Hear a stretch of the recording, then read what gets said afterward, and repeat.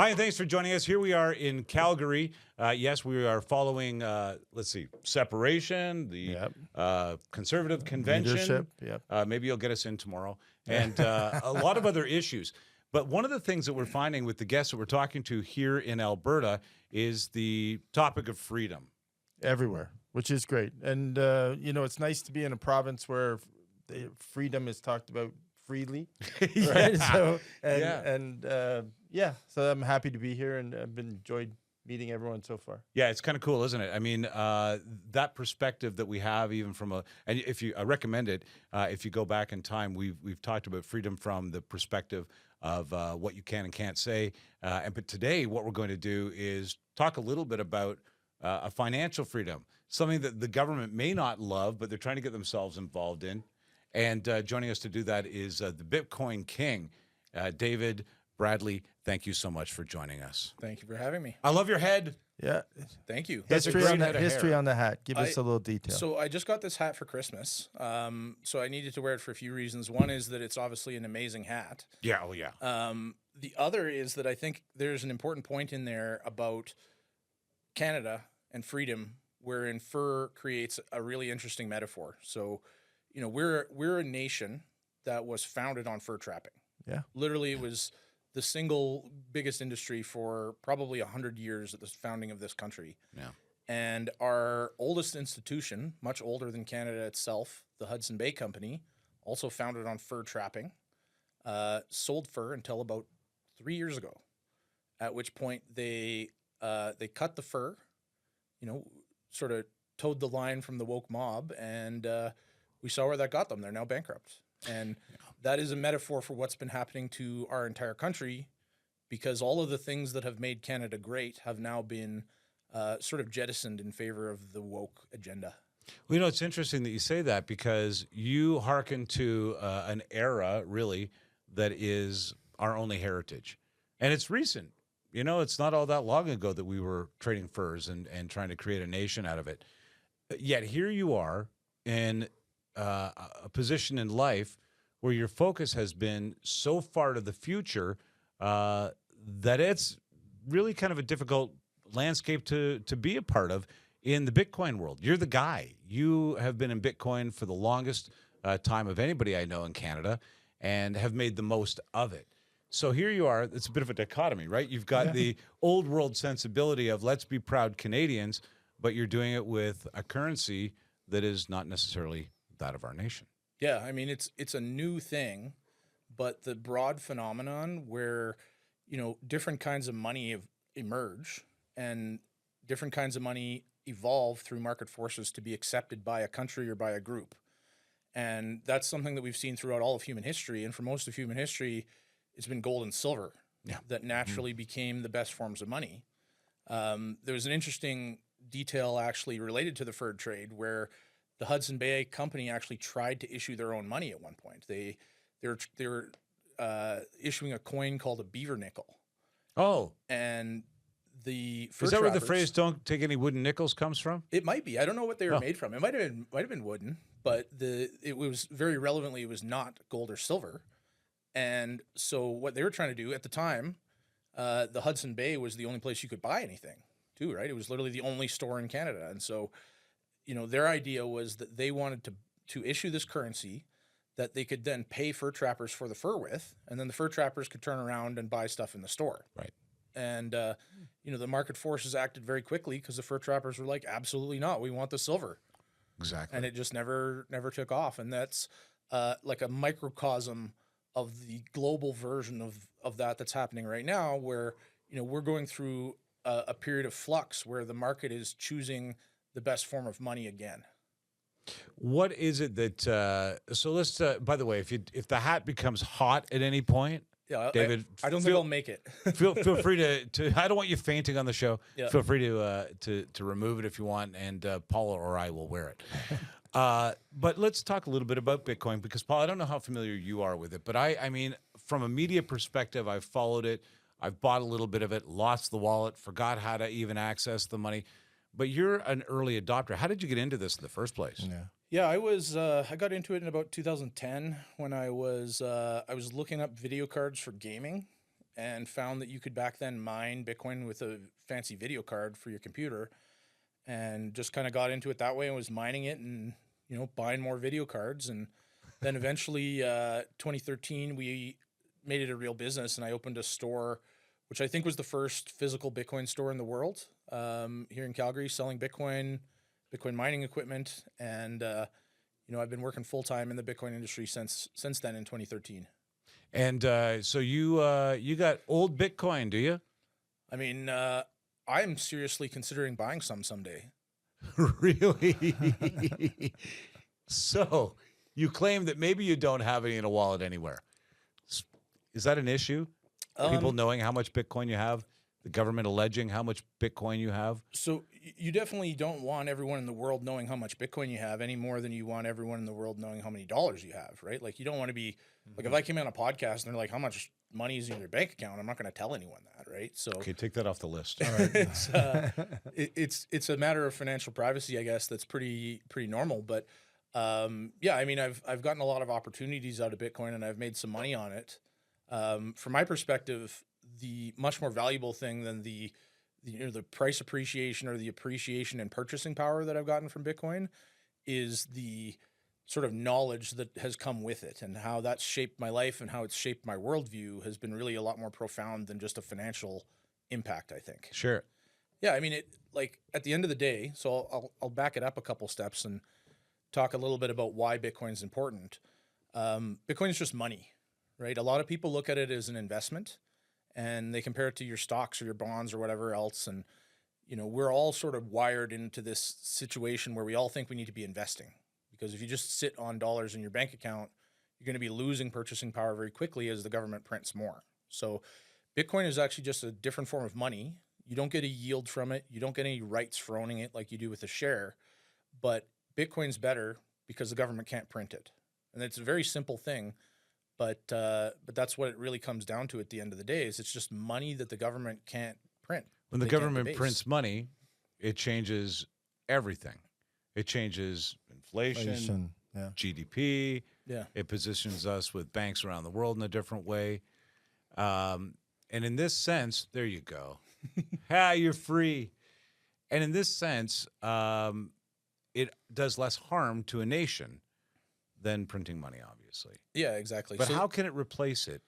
Well, there's two big problems that printing money causes, right? And so the first one is the obvious one, which is inflation, where if there's a certain number of dollars and you're holding some of them, your dollars represent a certain percentage of the overall economy. The overall amount of goods and services that you can buy are your percentage of the dollars. And when we enter a scenario where we have, like in the last 5 years, where the government doubles or triples the supply of money, your dollars become a lot less rare and therefore a lot less valuable, right? So your purchasing power goes down.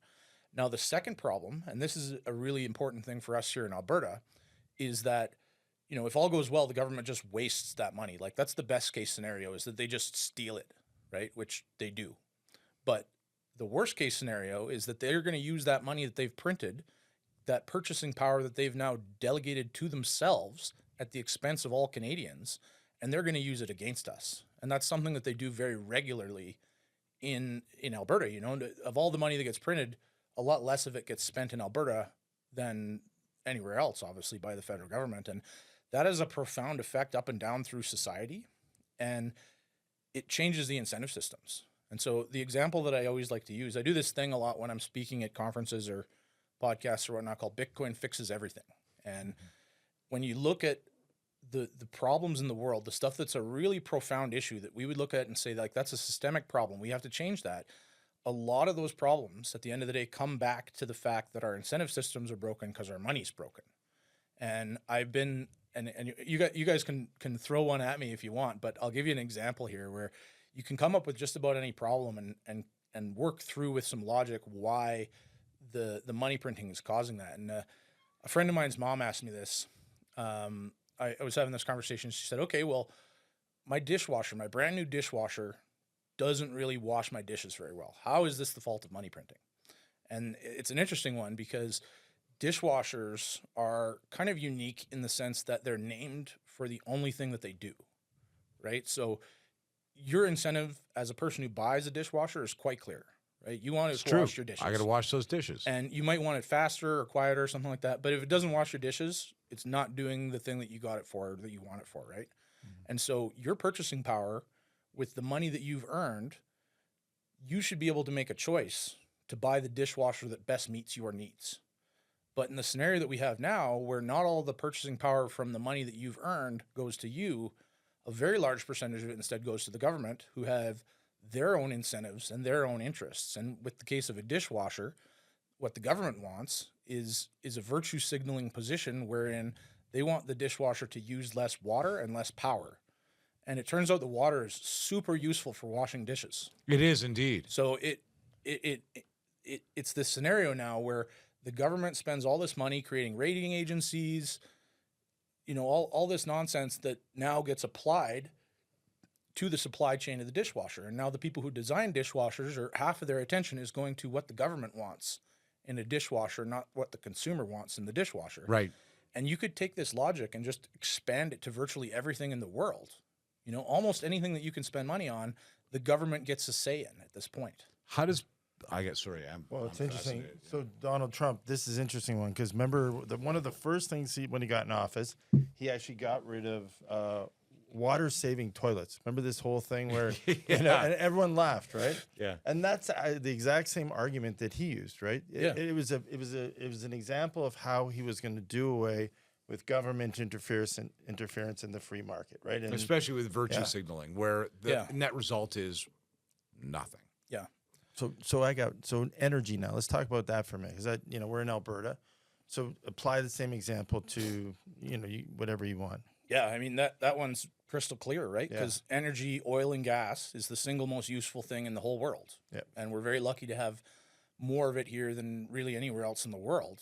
And we're not developing it. We're not making any money off of our oil and gas. We have more oil and gas than Norway.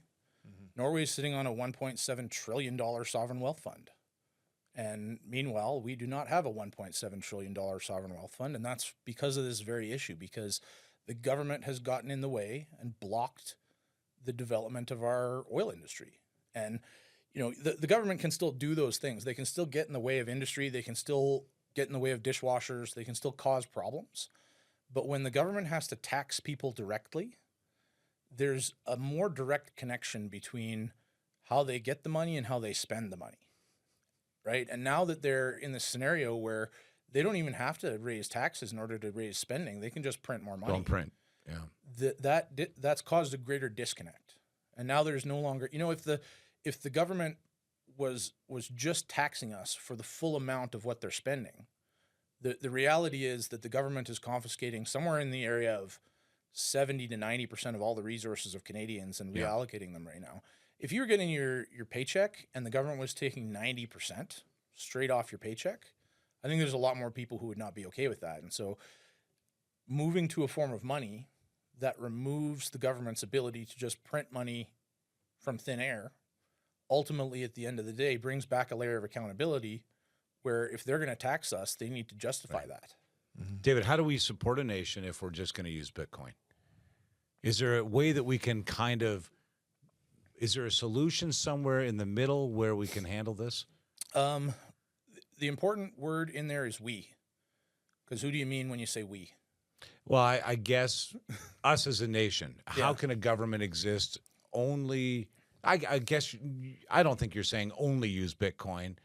Maybe you are. I, at the end of the day, I do think we will eventually get to a spot where we only use Bitcoin. It's a pretty common scenario that's happened throughout history that led us to the gold standard, that led us to using gold and silver as our money, and that is that good money replaces bad money naturally through the market. And what makes good money is literally only one thing, is the most important thing about it, is money that is hard to produce, money that you cannot make for free. And that's what made gold so useful for so long. You have to go pull it out of the ground, invest in it, mine it. Yeah, exactly. And so gold has been the best form of money for most of human history. And the collectivists, the globalists, the communists who created fiat currency, the Federal Reserve, basically leaned into some of the weaknesses that gold has as money. So gold is very good in the sense that it's very hard to create, but it's quite heavy, right? It's It's very hard to use for daily commerce, especially as the value of it started to go up. Right. Hard to verify, hard to divide, hard to settle, hard to move, and expensive to do all of those things. Even So- just to make change. Yeah, exactly. And so that was what kept silver as a useful form of money for many years. But when they invented the idea of like an IOU, like paper bills, which started out as a direct IOU for gold to be redeemable for gold, you know, it solved a lot of those problems. You can move the paper a lot more easily than you could move the gold. Sure. And so we've now gotten into this place where they've used the fact that they've not only switched us over to paper currency, they've removed that link between the paper currency and the gold. It's no longer an IOU. Hasn't been since 1971. And that currency is really only a currency because the government says so. And now everything's digital. You know, the settlement of these made up units is very fast. And now Bitcoin has come along. It solves a lot of the problems that gold had originally. Right. It's just as efficient as the global financial system running on these digital bank accounts of fake dollars that they've made up. But it also has the hard money properties of gold. It's even harder to make than gold. And relevantly, it can't respond. The supply of Bitcoin can't respond to the demand. So if the price of gold goes to $20,000 an ounce, 5 years from now, there's going to be a lot more gold mines. Unless a lot more somebody's gold produced. So in other words, unless somebody's pulling these off of another hard drive and mining it, it doesn't exist, and you can't create a demand for it because there's only so much being mined, and it's beyond the control of. Yeah. So the demand creates itself. The demand is based on how many people want it, right? Right. The supply is fixed. That's the important part. Is we know exactly how many Bitcoin there are today, and we know exactly how many there's going to be 6 months from now because it's a fixed supply that rolls at a predictable rate. And that one thing is the single most important feature of Bitcoin, is the fact that the supply is fixed. No government in the world can get together and decide to print more. They can't send men with guns down to a headquarters somewhere and say, hey, we're going to need you guys to print some more money, because there is no headquarters. There's no one in charge. Right. And that's the most important part. I'm just guessing, Paul, that our government's probably not going to love the notion of making this change. But maybe I'm wrong about that. Are we starting to see daylight at the end of this tunnel on Bitcoin? So they're not going to love it. If they understood what Bitcoin is, they would be trying to use all of their resources to ban it. Because in the long term, what Bitcoin means, the fact that Bitcoin exists, means that this abusive relationship that most of the countries in the world have with the government, with their governments, will be permanently over, right? It's going to bring us back to a spot, and where, probably even better than we've ever been in human history because of the flow of information. It's going to bring us to a place where governments become competitive with each other because they become service providers to their citizens. And in the world that we live in now, where a huge number of jobs are digital, especially the high value jobs, a lot of people can pick up and move.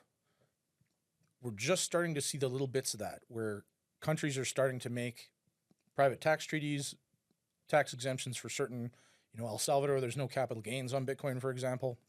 They're starting to make policies designed to pull in the smartest and most useful people in the world. And that, I think, that competition, I think, is going to increase. Wow.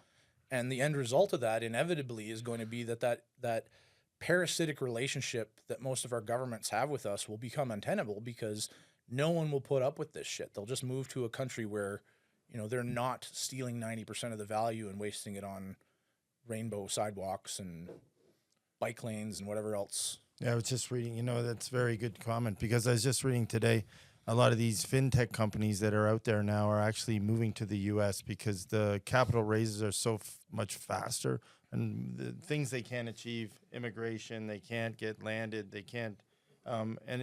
Actually, this morning I was over at an office downtown, and it's a group of people that are there kind of waiting, doing their tech research and their tech development, waiting to go to the U.S. Yeah. So in Calgary, there's actually a building full of these people, an incubator full of these people that, when I was having my meeting, I said, well, who are all those people over there, pounding away on their computers? And the guy says to me, he says, they're just waiting. And I said, well, what are they waiting for? To leave. I'm like, why are they waiting to Why are we leave? letting Right? that happen? Because they Yeah. can't raise capital here nor get immigration status to stay in Canada, and they're going to take that, go to the U.S., raise capital, and you know, there's 2 kids. It's funny. I stepped out, picked up my phone. I took a look, and there's an article there of 2 20-year-old kids, not kids, but I consider them Young kids, adults. young adults who actually were in that position, went to the U.S. and in one day raised $4 million for their fintech company. Yeah, I mean, Yeah. we don't do crazy. a very good job of that. You know, it's one of the things that's kind of raises another point. First of all, is it easy to invest Bitcoin? Is it easy to monetize your Bitcoin? And how can you put it to work for you in other places? Yeah. So investing your Bitcoin is tricky in the sense that most investments, things you qualify as investments, like, you know, the equities markets, the bond markets, et cetera, they're all denominated in dollars. Right. So you have to convert it to dollars first. It is very easy to convert back and forth between dollars and Bitcoin. There's always a market for it? Yeah, I mean, anywhere in the world at this point, there's fairly deep markets that you can convert Bitcoin into the local currency quite easily. It is really the second most widely accepted currency in the world at this point. So what happens when you do that? Is there a tax implication at the moment that you do that? Yeah, it depends on the country. Here in Canada, there is a tax implication every time you buy and sell. There's a capital gain. So if you were buying a coffee with a Bitcoin, it would be cumbersome. Right. Because our laws make it cumbersome. And to the point about the people leaving to the U.S., like that's the scenario that we're in right now, where it's not just that they're stealing a huge percentage of the resources, confiscating and reallocating a huge percentage. They're actively getting in the way of just about everything, right? And I know a lot of business owners. I'm pretty integrated into the small business community here, and there's not a single small business owner anywhere in Canada where they didn't immediately have to deal with a government roadblock when they started their business. And they're lucky if it's like a couple government roadblocks. In many cases, it's a bureaucracy that makes no sense trying to accomplish something that doesn't need to be accomplished, getting in the way of entrepreneurs and causing, untold economic damage. Yeah. And to your point, there was just Y Combinator, one of the biggest venture firms in the United States, who funded literally every tech company anyone's ever heard of, just changed their policy and removed Canada from their investable jurisdictions. And it's because it's just gotten insane here. Our government is clogging up the wheels of commerce way too much. They're taking too much from us, and they're getting in our way too often. And that's a huge part of why you've seen the Alberta separation movement take off here, is because it's, like I say, we're in a parasitic relationship. We're in a scenario where a lot of Canadians are almost in, and a lot of Albertans are almost in like Stockholm syndrome, because they don't realize how bad, the government is making things for us. And there's no signs whatsoever that they're going in the other direction, right? They're trying to crack down on our freedom of speech. They're jettisoning all of our relevant industries. You just saw Carney give away whatever was left of the auto industry to the Chinese. And there's really no... A major chunk of our mining is going to be scooped up. We just sold one of our biggest mining companies to the Chinese for $5 billion. Yeah, there's no sign whatsoever that the government is going or has any chance of going in the other direction, and opening up the economy, revitalizing things, and bringing real entrepreneurship back. And so it's gotten to a point where it's just overwhelming math. Do you think cryptocurrency is a way for people to take their freedoms back, to feel a little more, not off the grid, but a little more in control of their destiny? Yeah, absolutely. I would make an important distinction between Bitcoin and cryptocurrency. Okay, hit me with that. So we only need one form of money. Every other sort of cryptocurrency out there is somewhere between a bad idea and a scam. It kind of feels that way. Trump had one. Yeah, interestingly, Trump actually said in the terms of service of his coin, this is not and can never be worth anything, which at least it's intellectually... That's pretty honest, right? Yeah. A lot of these other ones have all of this technical mumbo jumbo, all these reasons why they're going to be the next Bitcoin, or the Bitcoin for the banks, or the world computer, or something like that. And The fact is that nothing has come from any of these things, even though some of them have been running for over a decade. No one's built anything useful on them other than gambling platforms. And the fact that they've really had this resurgence is because of the state of the world. It's because of the fact that the government is taking so much of our resources and squandering them that now, and we deal with a lot of scams through the companies that I work with, where you get these CRA scams where they call you up and usually they get seniors, and those seniors will sometimes then be directed to come and buy Bitcoin. And we have a whole process to sort of weed these out and help them not get scammed. And a lot of the time, that's a big deal to say to my dad, "Oh, you're in trouble, but we're only taking Bitcoin." Yeah. He doesn't know what Bitcoin is. He doesn't understand why he's getting that. That's a really horrible scam. Yeah. So they have the CRA scams. The one that we see a lot of are investment scams. And the reason that we see these investment scams, like we had one a couple of years ago where I caught the guy.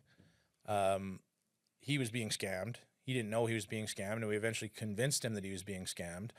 And then once we were talking it through at the end, we realized that the reason that this guy has decided to take these kind of risks is because he had something like $600,000 saved up for his retirement, and he's like 70, and now he's realizing that's just not enough money because the wealth that he thought he was saving in dollars has been diluted by the money printing, and now he doesn't have the wealth that he earned. Well, even the housing market, you see boomers now that are unable to get out of their homes, and that was their retirement plan. Yeah. And the housing market is falling across Canada. Easier to pull people into these scams. And the housing market's an interesting example of the devolution of our money, because houses are not meant to store value, right? Houses are for living in. Right. Yeah, right? they shouldn't be your investment. Because they are, much like gold, they're hard to make, right? And so because houses have been hard to make and they're scarce, people started using them as a way to store value. And you see that throughout the economy now. It's why collectibles are going through the roof. It's why Pokemon cards are at an all-time high, and all these other things. People are trying anything to offset wealth that they need. The fact is that you can no longer just save. Right? You got to do something with your value at this point. You have to take a risk. You have to put it in the stock market. You have to put it into real estate. You have to put it into something else. And that's the position that the government has put us all in. And so Bitcoin is kind of a way to opt out of all of that and get your wealth and the product of your time away from the hands of the government. And, like you guys asked at the start, like a lot of people have done very well in terms of purchasing power because they've held Bitcoin. But the flip side of that, the other way to look at that is that even more people have done very poorly because they held dollars. Oh yeah, especially now, right? And we were talking about baby boomers. They grew up in a generation where appreciation of real estate, especially the residential, just went up, up, and up. It's my view, and we've done this on many shows, that's not coming back. That's something that they're not going to see. That this generation will not see an appreciation at all in their homes, right? Not at all. I think we may have already hit the all-time high for Canadian real estate, because the reason that the Canadian real estate has gone so high, first of all, there's a massive money laundering problem in Canada, and the fact that they instituted money laundering checks for mortgage brokers about a year ago suspiciously coincided with all of the money drying up. Incredible, right? So there is a lot of money laundering that was driving that, but at the end of the day, what's going on is that homes are taking on one of the properties of money, which is the store of value. And they're then acquiring a monetary premium, just like gold has, right? Like the usefulness of gold is very limited compared to the value and the price of gold, because gold has still maintained a monetary premium because it is scarce and therefore makes it a good place to store value. And so once, the market has chosen, which I believe we're in the process of doing, once the market, and I think we'll choose Bitcoin as I think it is the best form of money that we have now and the best form of money that the world has ever seen, Bitcoin's going to soak up that monetary premium from everything else. It's going to take the premium from real estate. It's going to take it from collectibles. It's going to take it from gold and silver and drive demand on it. Well, yeah. And I think, Dave, it's interesting you talk about gold, because I was having this debate a few shows ago, and it's my belief. I don't know. We did a mining show, and the announcement on the number of gold finds. Are you noticing that around the world? I haven't really been following it. So that much, China, Australia, and all these Yeah. all these countries now are announcing these huge gold finds. Canada, right? The Ring of Fire in Ontario, huge gold finds. So everyone's announcing these huge gold finds now. So as gold is skyrocketing, all of a sudden you have all these countries now finding this mining development that's going to produce, tons and tons of gold. Yeah, So eventually, again, it's just like that housing market, we're going to see that rise, and then the supply is going to come on. It's a ride, right? You can see it. And then where that ride gets off and who gets it to market, what they get to market at, all those things are going to determine it. And that'll level out. It's interesting that you point out the gold mining because gold mining is easier to do than ever, easier to detect than ever, easier to get to market unless you're in Canada, faster than it's ever been. Well, no, I'm sorry, but we really do gum up the works every chance we can, and we lose the market often. And that's what's happening now, I think.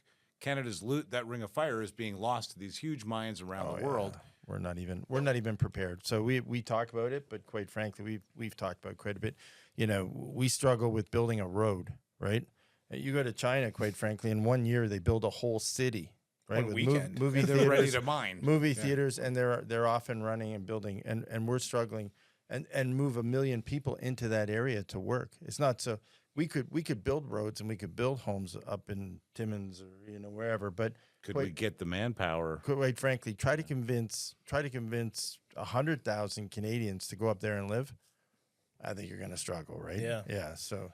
Well, we're in a spot now where this price increase with gold has created a big incentive for more people to bring on more mining. So there's more exploration, technology's driven down the production costs, and so that spread between production and what they can sell it for creates that incentive, which will drive an increase in the supply.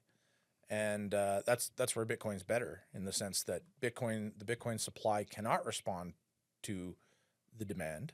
And then on the flip side, it's not doing that in everything else in the economy the way that it should, right? Like the supply and demand of virtually everything in our economy is twisted by the fact that the government gets their fingers into the middle in some way, right? The supply of housing cannot respond to the demand simply because the requirements for permitting, the entire supply chain and all the bureaucracy involved in everything that's required to make a house is so staggering that it really disincentivizes someone to make a house, right? Yeah. And in the scenario that you're describing where you could put all these houses in Timmins, but you got to convince people to move there, convincing people to do anything is a losing game. The market will Determine whether determine they go. where people need to go. And if the incentives were aligned, people would go where the opportunities were. People will say, and I think this in my own mind, I'm too late to get in on Bitcoin. I'm too late to get in on this. All the money's been made. What do you say to those? What do you say to us people? The first time I had that conversation was in 2011 with a guy who had just missed the spike from $1 to $35. And I have had that conversation hundreds of times with hundreds of people at every different price. And when people were telling me that it was too high at $3,000, I told them the same story. At some point, there will be a top to Bitcoin, but my belief is that top will be when it absorbs all of the money in the world, right? I don't see a reason why we need more than one form of money as a planet.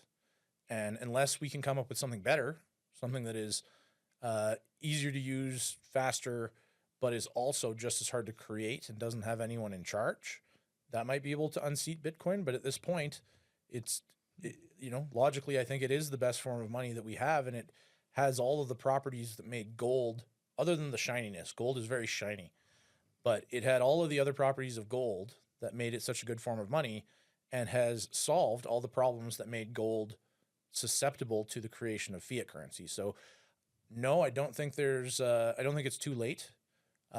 It's unlikely that Bitcoin is going to go up another 100,000x, but the fundamental reasons that Bitcoin is valuable are just as true now as they were then. And we've now, when Bitcoin was $1, there was a lot of unknown. There was a big uncertainty, both from a technical standpoint, and a sort of just like market uptick standpoint. But I think we've gotten to a point where it's too big to fail now. It's come too far. Yeah.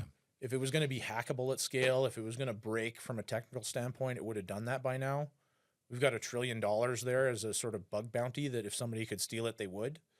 And so I think it's now gotten into a place where there might not be as many gains in the future in terms of dollar terms, but if you're looking to protect the wealth that you have, it's still the best place to store value, I think. And, you know, it is quite volatile still. So what I usually say is don't put money into Bitcoin that you need soon.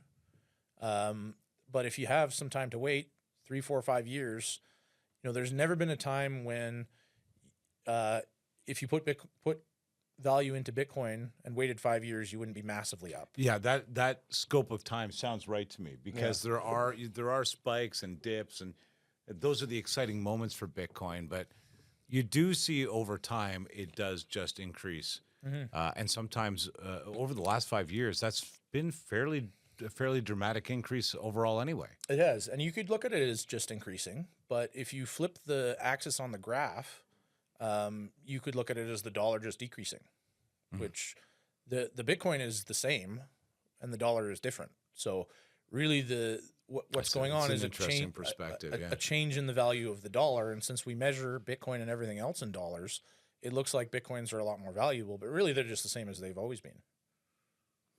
It's a cool perspective. Yeah, that is a cool perspective. Yeah, it's one of those things where you think, okay, we're paying attention to the wrong side of this Bitcoin, actually. It's the other side that's really kind of devastating. Yeah. This has been fascinating. I got to tell you, just the Bitcoin side of it is certain. And by the way, it's very nice. He's offered to give each of us one Bitcoin. That's been seriously entertaining and informative. But I do think that the root cause of using cash is a great discussion that I've really appreciated having with you. It's food for thought, man. I mean, you have to think if our dollar is so easily manipulated and even misspent once it's printed and it's not doing our country any good, at least a portion of standardized protected money makes a lot of sense. Yeah, I mean, one of two things is going to happen. Either Bitcoin is going to continue to go up when measured in dollar terms, or the government is going to become reasonable and start spending less money than it brings in and stop printing money. So I think this hat makes your brain bigger. Give me that for a second. Yes. Well, I was going to ask you that. Can I, your perspective on Bitcoin from 2010 to now, has it changed a lot, or were you seeing it that way? No, not at all. There now is a vast amount of content and a lot of thought going into Bitcoin and what it means. There's a book that I would recommend everybody in the world to read called The Bitcoin Standard. It's kind of like the Bible of Bitcoin, outlines really a lot about the history of money and what money is and why it's important. The author has 4 books that are all amazing, but that's the place to start. Before that came out, before there was a lot of discussion about this stuff, the very early days, Bitcoin was kind of marketed as a competitor to like PayPal, like a payment network. Kind of was, payment method, yeah. And it's a very useful payment network in some ways. It's not fast compared to PayPal or Fiat payment networks, but it's censorship resistant, which can be super important. So there's been some really interesting examples of, dissidents around the world being able to get their money out of, hostile regimes. We live in a hostile regime here, and we had financial controls put on our protesters during the trucker convoy, and there was a Bitcoin donation train that got a lot of value to those truckers that the federal government was not able to freeze in the same way that they were able to freeze people's bank accounts. And so that's a good point. It's any idea what transacted there in the way of donations for Bitcoin and the? I don't. It wasn't a massive amount. It was like tens of thousands of dollars, I think, spread out amongst very many people. But I know they had some people on the ground who were basically converting it and handing out cash to the truckers. It's wild that was one of the ways that they managed to get fed and get in, get support in there. What would you say to people now that really want to make this part of their savings methodology? Is there a process? Is there a formula for how much you should do that you recommend? The common saying is don't put in more money than you can afford to lose. which makes a certain degree of sense. I like the don't put in money that you need soon a little I bit like more. that advice. That was cool. But the flip side of that is I often say don't only put in money that you can't afford to lose, because if you have dollars, it's like a melting ice cube, right? If you have $100,000 in your bank account, wait a year and you're not going to be able to buy as much with it. It's pretty straightforward and it's just math at that point. Yeah. So the first step, I would recommend everybody read that book, The Bitcoin Standard. There's a local guy, a good friend of mine here, who has, I think he's the largest Bitcoin YouTuber in the world now, actually. Oh, wow. Called BTC Sessions. And he does a lot of tutorials. He's a very non-technical guy, so he's very good at, helping people set things up. And The average person. yeah, and Yeah. it comes with a little bit of an extra layer of responsibility. We're all sort of programmed to just put our money in the bank and just trust them. Whereas when you're setting up Bitcoin, the saying is always be your own bank.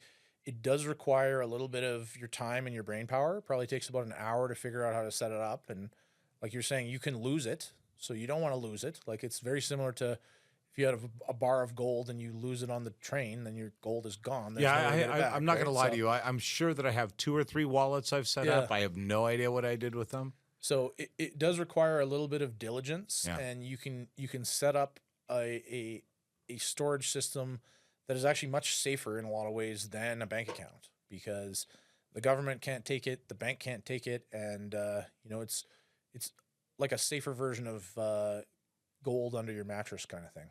I'm more interested now in Bitcoin than ever, to be honest. Yeah, I am with you. too, actually. And it's funny. So I think I told you this when I was starting in 2011, came back to Canada, started up a new company, and my lawyer at the time, he finished our transaction. And he said, "I'm done. I'm retiring, and I'm going to go into the Bitcoin market." And he went in, and the other day, I was looking him up. I was trying to do something, and he was in Italy. I called him. I said, "What are you doing in Italy?" He says, "Well, I'm kind of semi-retired," and so I was kind of Googling him when I was trying to find it. He had a net worth about $6.2 billion In Bitcoin. in Bitcoin. Yeah, and I was like, okay, I What guess was his name? Well, Tell me after the show. I think I know who you're talking He's about. a great guy, but he's kind of gone, and he's living there now, and he's living a very modest. But the funny thing is, when I talked to him, he's a very modest guy, good family man, and he's living a modest life in Italy, part time. And I guess because, quite frankly, it's probably more acceptable and a better place to actually live for Yeah, I his would say. situation at this point. But yeah. Yeah, I would take my Bitcoin to Italy any day of the week. But yeah, it does seem like, well, first of all, thanks for kind of straightening it out in my head a little bit. It makes a big difference for somebody to actually take you through the process of what it is, give you the confidence that it's a better system, and then get you interested from that point. So I appreciate that. Yeah. Thank you. I appreciate it too. You bet. Now, listen, do you want to plug anything before you get out of here? Knowledge like yours should be shared. Yeah. Yeah. So I have a couple companies that I'm involved in. Bull Bitcoin that was mentioned earlier, I think. Great brand. Bitcoin Well, both places that you can buy Bitcoin. And the other thing that I got to plug is I put on a Bitcoin conference Oh, cool. every year in Calgary here. It's the Bitcoin Rodeo. So you can get... I've heard of the Bitcoin Rodeo. Good. Yeah, Okay. well done. Okay. Another good brand. So you can get tickets to that at bitcoinrodeo.com. That's it's happening at the end of June 25th and 26th. And we do a lot of content kind of geared at people who don't really know that much about Bitcoin. It's not a technical conference. There's no nerding out about the technical side. So it's designed to talk about how Bitcoin actually affects the world, how it affects your life, and how that ties in with personal freedoms. Sounds like the right guy's doing this conference. Thanks, Dave. I really appreciate this. Thanks for having me. And thank you for joining us. Don't forget, more conversations like this, a couple of them a day on average. Go ahead and subscribe wherever you're watching this. Hit the notification button. But more than anything, go to tplmedia.ca. And remember, you're the fuel in the tank that keeps us going. So don't hesitate to subscribe. Thanks so much. Thanks, Paul. Thanks, Dave. Thanks.